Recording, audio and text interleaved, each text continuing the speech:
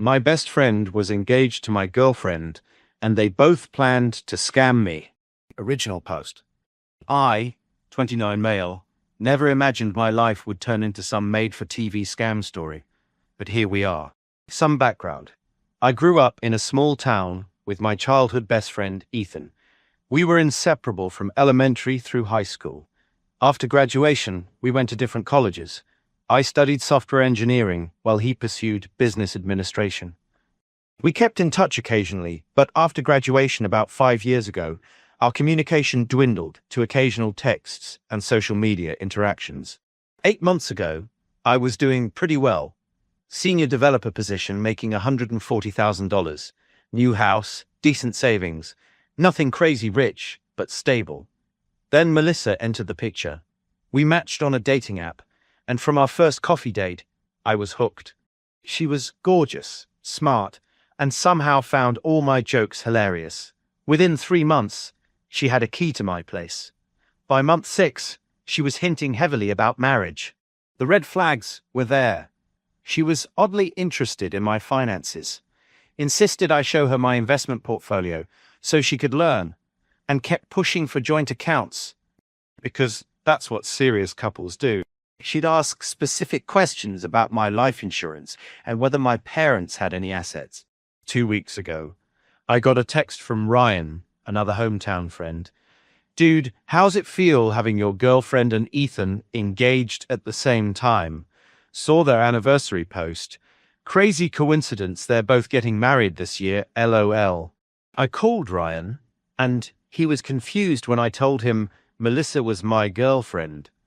Turns out, Ethan and Melissa had been together for 5 years and got engaged last summer.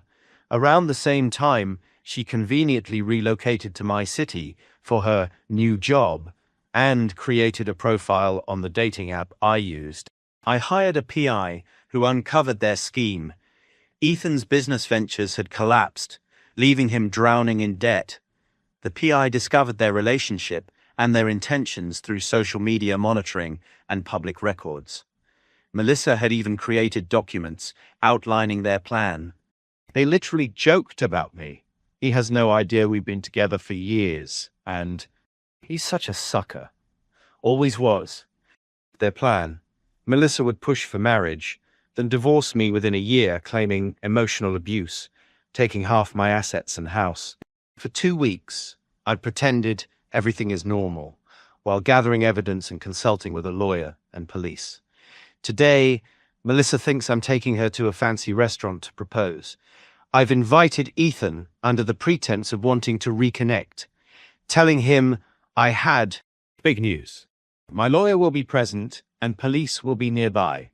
I'll update after tonight. Update 1, next day. Holy shit. Last night was intense. I picked Melissa up at 7.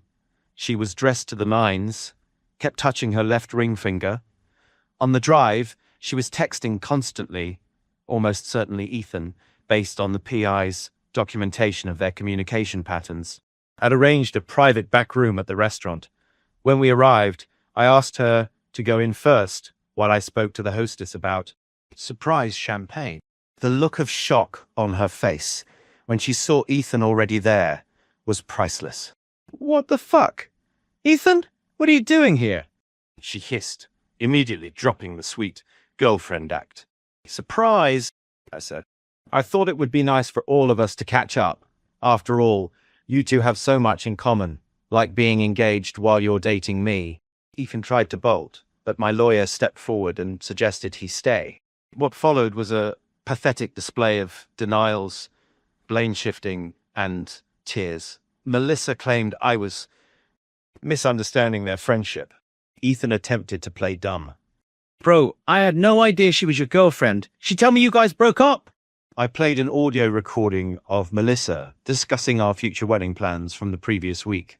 Then I presented the evidence my PI had gathered, screenshots of their social media posts spanning years, including their engagement announcement, timeline documents from Melissa's cloud storage — she'd used my Wi-Fi without securing her accounts — and bank statements showing money transfers after she'd borrowed my credit card for groceries. Their faces went from defensive to shocked to panicked. Melissa tried to grab my phone, but I pulled it away. That's just the start of what I have, I told them. The complete file has already been provided to the police. Ethan's facade finally cracked. You think you're so fucking smart, he spat. You always were the golden boy.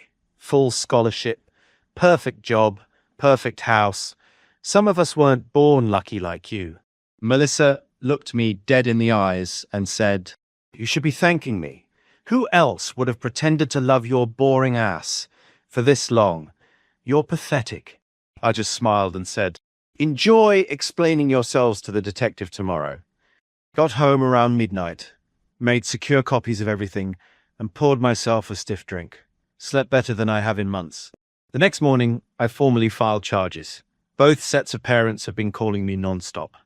Ethan's mom actually had the nerve to tell me I was destroying her son's future over a misunderstanding. Built them all. Update 2. 1 month later. It's been a crazy month. After my police report and the evidence I provided, the DA decided to pursue the case. Ethan and Melissa were charged with conspiracy to commit fraud and identity theft. She'd been using my personal information to apply for credit cards. They were arrested, processed, and released on bail with conditions not to contact me. That hasn't stopped their friends and family from launching an all-out harassment campaign. Ethan's older brother showed up at my workplace, causing a scene about how I'm ruining 2 lives over a joke that got out of hand. Security escorted him out.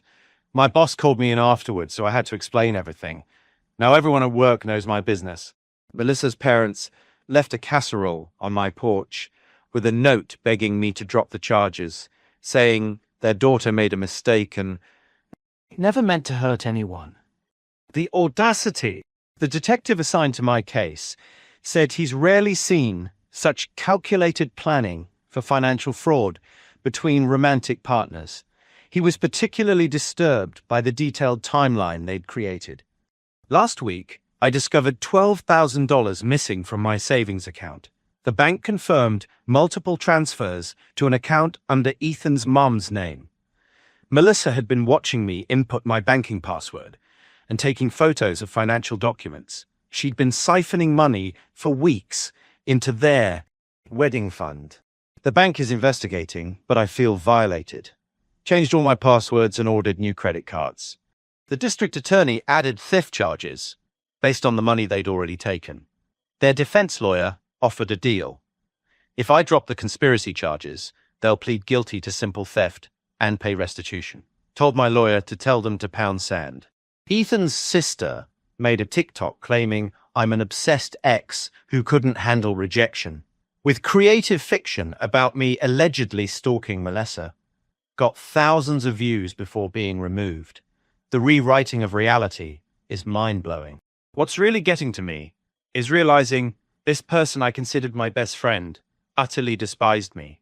In one of the emails uncovered, he wrote about how he always hated living in my shadow and how taking everything from me would finally make things even. 20 years of friendship, and he was seething with resentment the entire time. Preliminary hearing next month. Getting cameras installed around my house. Update 3. 3 months later. After the preliminary hearing and facing overwhelming evidence, both Ethan and Melissa took plea deals. Ethan got 12 months with possibility of parole after 4, plus 3 years probation. Melissa got 10 months with possibility of parole after 3, same probation terms. Both must pay restitution plus damages. The judge cited their extensive premeditation as a key factor in sentencing. Ethan broke down crying at sentencing, not from remorse, but self-pity. He actually told the judge, "This will ruin my life," to which the judge responded, "You did that yourself when you decided to commit fraud." Melissa remained ice-cold throughout. She only showed emotion when the judge mentioned her felony record would follow her, including in any future pharmaceutical sales position. Her face went white. Turns out, she never worked in pharmaceutical sales. It was all part of her persona. She's been unemployed for years, living off Ethan. The harassment from their families stopped after my lawyer sent cease and desist letters. Ethan's mother eventually sent a handwritten apology, acknowledging her son's actions were inexcusable and that she was blinded by maternal instinct. Ryan reached out to say Ethan had been bad-mouthing me for years back home. He'd always been skeptical of these stories, which is why he found it strange when he saw Ethan's engagement post and then noticed I was dating the same woman. His suspicions led him to text me that fateful day. Several hometown friends have since apologized for believing Ethan's lies. I've moved to a new house. Couldn't stand being in the place where Melissa had lived, planning my financial ruin. I'm taking a trip next month, something I've always wanted to do but kept putting off. Sometimes I wonder if there were signs I missed, if there was a moment where our friendship died and turned into twisted resentment. But I'm trying not to dwell on it. To anyone going through something similar, trust your gut, document everything, and remember that someone else's betrayal says everything about them and nothing about you. Final update. 6 months later. Ethan and Melissa are still in prison, though Ethan comes up for parole next month. His mother asked if I would write a statement supporting his early release. I didn't respond. I relocated to a new city. Got an even better job with a 15% salary bump. My new place is smaller than my old house, but it's all mine. And nobody here knows my story unless I choose to share it. In therapy regularly, trying to process the betrayal without becoming permanently jaded. My therapist says it's normal to have trust issues after something like this, but the goal is to not let Ethan and Melissa take my ability to form connections. Had my first date last week since the whole ordeal. Kept it casual, coffee only. Found myself asking slightly paranoid questions and then apologizing. She was understanding when I explained. We're going out again next weekend. The case received attention in local and regional news. Several people from our hometown reached out, including some who admitted they believed Ethan's lies about me for years. One guy from college confessed he always thought I was arrogant, based solely on Ethan's descriptions. It's surreal discovering how someone you trusted was actively trying to destroy your reputation. I still have moments where the anger feels fresh. Not just at being betrayed, but at wasting time and emotional energy on people who saw me as nothing but a walking ATM. The evidence still haunts me. Seeing Melissa's plans to manipulate me. Ethan joking about being best man at our wedding while planning to empty my accounts. But most days now, I'm okay. I've reconnected with genuine friends, made new ones, and reconciled with family members I'd drifted apart from. For those wondering if there's any accountability on their end, nope. Both still maintain they were just joking about the scam and never intended to go through with it. The $12,000 they stole was apparently just borrowing.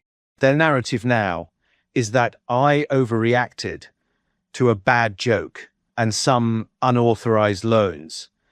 I've stopped caring what they think. Their opinion doesn't matter anymore. If you've followed my story, thanks for the support. If you're going through something similar, stay strong, get evidence, and remember that other people's actions aren't a reflection of your worth. I'm signing off now. Time to focus on the future. As they say, living well is the best revenge, and my life is already better without them in it.